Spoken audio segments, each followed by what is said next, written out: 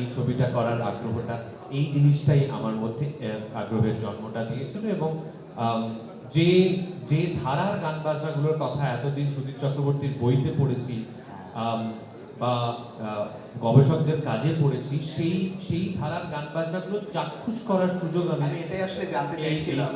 এই ছবিটার মধ্যে দেখেছেন, আপনার সামনে গাইছেন আসল শিল্পী। হ্যাঁ হ্যাঁ, মানে আমি যে যে জিনিসগুলো আমি লোকের মুখে শুনেছি, গবেষকদের মুখে শুনেছি, বা এই গান বাজনা যারা শহরে গিয়ে করেন তাদের কণ্ঠে শুনেছি, তাদের লেখায় পড়েছি, যে সেই সেই শিল্পীদের চাক্ষুষ করা, তাদের সঙ্গে বাউল সঙ্গ আমি অনেক করেছি, কিন্তু সেখানে তো শেষ নয়, বাংলার গানের ভান্ডার অনেক অনেক অনেক বিস্তৃত।